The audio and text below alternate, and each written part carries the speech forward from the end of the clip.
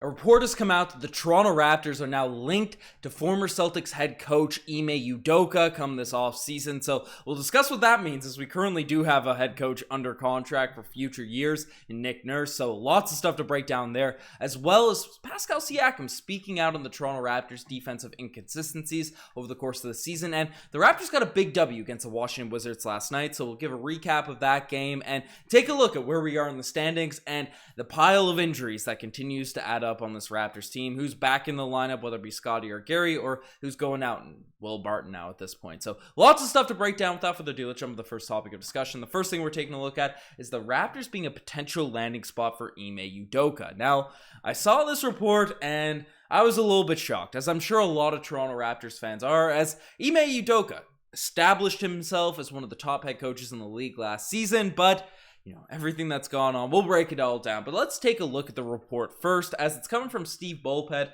of Heavy on Sports, essentially saying that amid the Nick Nurse and Toronto Raptors looking to separate following this season, one league executive stated that Ime Udoka, suspended for the season by the Boston Celtics due to violations of team policies, would be of interest for the Toronto Raptors.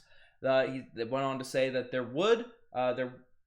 there's a word the Rockets would have interest in Nick Nurse if he is available and they choose to part ways with Steven Styles. But in the latter case, Houston would also look into Ime Udoka. So this is pretty insane stuff right here, because I know Nick Nurse, we'll talk about him first. The coach of the year, won an NBA championship, has had a lot of strong seasons, a lot of strong moments as head coach of the Toronto Raptors, but this season especially has garnered a lot more criticism than he really has in recent years. Last season, even though he overplayed the minutes, it translated into wins, but this year, playing heavy minutes for Pascal, Fred VanVleet, even when they're injured, they're in and out of the lineups and all that sort of stuff. It hasn't translated into the greatest of seasons for the Toronto Raptors, and a lot of Raptors fans have called out for Nick Nurse to go. I'm still a massive fan of Nick Nurse, and I wouldn't be that happy if he was to be on the way out. But if there was a coaching candidate, assuming that they, will come in, there's no baggage being added on in regards to Ime Udoka, he would be a guy that I'd be comfortable with his resume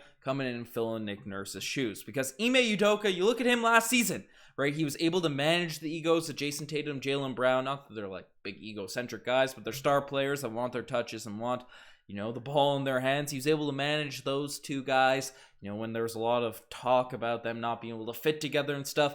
Worked them out well, improved the defense dramatically, and brought the Boston Celtics to the NBA Finals last season. And by all regards, seemed to be a guy that was a really strong head coach. From Celtics fans that are watching their games, all 82 of their games, a lot of people loved Ime Udoka and thought he made some solid adjustments, made solid changes for the team. Wasn't perfect, but was, a guy that should be in contention for a coach of the year this season. At least that was the expectations. But in regards to the baggage, in regards to what that report said, about breaking team policies, we still aren't sure what Ime Udoka did or to what extremity, right? How bad it was that he did that got him suspended for the entire year. But a lot of people are inferring, given the fact how good of an NBA coach he was, the fact that it couldn't get swept under the rug, the fact that they had to suspend him for the entire season, and then obviously let him go. Joe Mazzulla is the guy that's going to be head coaching that team next year, assuming they honor that contract. But given that fact, right, a lot of people are saying it's inferring that it's really bad. Matt Barnes has said once it gets out what Ime Udoka did, it's unforgivable. And there's lots of speculation from the reporters of the world saying it could have been an affair with an owner, inappropriate relationship with someone, someone in the organization, not just like an owner's wife or something like that. So lots of weird things getting thrown around with Ime Udoka, but just looking at it from the basketball side of things, which it's tough to just look at it in sort of a tunnel vision in these types of situations, right? Would be a cool fit basketball-wise, but Masai Ujiri kind of has a track record of staying away from these types of situations off the court drama, right? When Terrence Davis had the domestic issues, right? Domestic assault charges being brought or against him. I'm not sure how those all played out. He was traded basically immediately, right? So I don't know how likely it is the Raptors would bring in Ime Udoka. I'm sure Masai Ujiri would know what actually went on, but let me know what you guys think. If you guys would be happy to see Ime Udoka on the Toronto Raptors as head coach next season, and if you want to see Nick Nurse go, because there will be a lot of suitors, as that article mentioned, the Houston Rockets being one, if Nick Nurse were to hit the open market. But let me know what you guys think about that. The next thing we're taking a look at, speaking of sort of schemes that involve head coaches and stuff, Pascal speaks out on the Raptors' defensive inconsistency, and he doesn't blame it on the coach, so it's a weird kind of segue I did there. Just want to clarify that. But Pascal was asked about Christian Koloko and the impact he has on the defensive end following last night's game, the communication stuff, and he went in an interesting direction with his comments. Obviously, he gave some praise to Christian Koloko, but went on to say that, I just summarized what Vivek was saying, but we got to communicate more as a group, because it feels like the character of the people we have, they just go out there and go about their business. So in the context of the full quote, I didn't pull up the full video of it. He's basically saying that a lot of guys on their team are quieter, right? They're not outspoken leaders. They're not Kyle Lowry, Serge Ibaka's of the world yapping at everyone every single possession. Even Marc Gasol was really loud as an anchor of our defense, right? They're not out there communicating and yelling their heads off, the entire time. Fred VanVleet does seem to have leadership on that front, it does be communicating sometimes. Jeff Doughton, I think, does it a lot as well, but obviously he's our two-way player, and he needs to be converted so he can be in our rotation.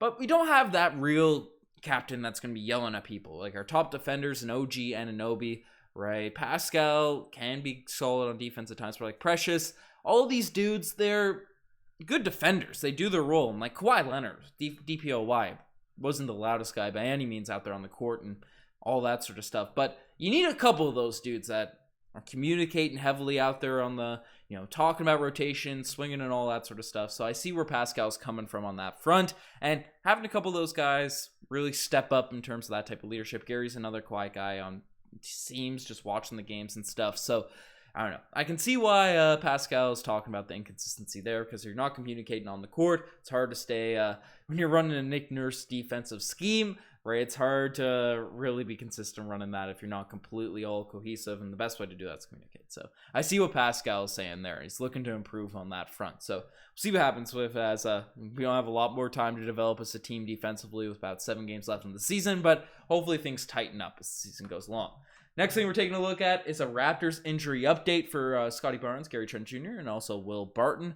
Now, Scottie was able to play last night, returned to action, got back to the court. Gary Trent Jr. was out, but Will Barton ended up going down with injury. So lots of stuff to break down, and Josh Bloomberg summarized it pretty well in a series of tweets that Trent was listed as a participant in practice today, but Barton did not practice after spraining his ankle in yesterday's game against the Washington Wizards. But Nick Nurse said he thinks it's isn't something too serious that will keep him out for very long, whereas Gary Trent Jr. is now questionable for tomorrow's game against the Miami Heat, and Barton's doubtful, so hopefully Gary will be able to return in that game, especially with Will Barton out, because Will hasn't given that much production. In theory, he provides that shooting and scoring that Gary does. And Scottie Barnes also said his injured wrist got hit a few times in last night's game. It was a little bit sore, but he fought through it and felt okay after the game. He hurt it versus the Milwaukee Bucks last weekend, and he thinks it's something he'll have to manage for the rest of the season. It's nothing major, and it's getting better. So hopefully Gary will be back. I'm not too worried about Will Barton being given how unproductive he's been so far this season, right? It's not a big hit on our team, him being out for this year, though for the stretch, if Gary Trent Jr. is able to get back into the lineup. The one worrying thing regarding that injury is Scottie Barnes saying that wrist injury is probably something he'll have to deal with for the rest of the season. Hopefully it's not something that will impact his game. Obviously, Scottie's a passer, not taking a bunch of jump shots and stuff, but your touch, your everything. When you got something wrong with your wrist, your hands, your thumbs, your fingers, whatever it is, especially in basketball, can have an impact on how you're performing. So hopefully Scottie Barnes ends up being fine and is able to rock out in these games to close out the year. So that's your injury update. The next thing we're talking about, the final thing, is a Raptors versus Wizards in a game recap and a standings update. Now, unfortunately, couldn't go live after last night's game, even though I'm pretty excited about these Toronto Raptors games as of late. Now, the play-in is super tight. It's one thing I do want to mention. The play-in tournament has really made this end of season and really exciting in both conferences, because the Bulls are picking up the Hawks. But let's talk about the game. Wasn't able to catch pretty well any of the game. Watch the highlights thereafter. Had a couple playoff games in my men's league basketball, so unfortunately missed the game. But the Raptors came out and looks like OG had a very strong performance. Fred VanVleet, 28 points and 10 and 21 shooting from the field. 19 points, 11 rebounds for Pascal Siakam. Looks like the starters, the entire starting unit, just had a solid game in terms of production. Again, no one really stood out off the bench. Boucher, 6 points, 7 rebounds in his 22 minutes, but Koloko got some run. Hard to gather too much from the box score. Precious only got 6 minutes in this game, and it seems that may have been a garbage time, but nice to see Jeff Doughton, plus 14 for the game, one of the higher plus minuses. Only 3 points, but only took 1 of 2 shots. I love the way he feels, 4 assists, just like the way Jeff Doughton ends up playing. So it's nice to see him get a bit of run there in terms of minutes. Obviously can't dive too much into it because I didn't catch the full entire game, but nice to see the Toronto Raptors get a big win against the Washington Wizards. And now the Raptors, as I was talking about, the play-in race, where we are in the standings, is really tight. We're tied with the Atlanta Hawks right now. We're only 3 games back, the Miami Heat and Brooklyn Nets, so if they start losing some games, it's not hopeless for us to potentially make a push there. But the team we should be really worried about is the Chicago Bulls, who are now 7-3 in their last 10 games. I believe they're 8-2 potentially, or 7-2 potentially in the last 9. So Chicago's making a little bit of a run out there to catch us. They're right on our heels, but we're tied with the Hawks, so if we can stay above 2 of those teams, then we potentially only have to win 1 game in the play-in to make the actual playoffs, and losing in the play-in would be absolutely devastating for us this season. So we better come out and maximize our chances for not getting knocked out in the play-in there. And our schedule is really tough to close out the season. We play the Heat, the Sixers, the Bucks twice, the Bucks once, the Boston Celtics twice, and the Charlotte Hornets, who, sure are a team in theory that's tanking, but they've been playing really tough. They just beat the Dallas Mavericks a couple times, so it's by no means an easy schedule to close it out. Maybe hopefully the Bucks, the Celtics rest some of their players at the end of the season, but we'll see what ends up happening because the Raptors need to get a few of these wins. We are probably safe in terms of making the play-in tournament because the Pacers are that far behind us now at this point, but we don't want to be a lower seed in the play-in. Those are going to be some tough games, especially if they're on the road, given how poorly the Raptors have played at times on the road this season. So hopefully we get these wins. There are going to be some big matchups coming up. So stay tuned to the Raptors Digest to cover it all. You guys are the best to make this far. Subscribe to the channel if you guys haven't already. Anyways, I'm signing out. Cheers.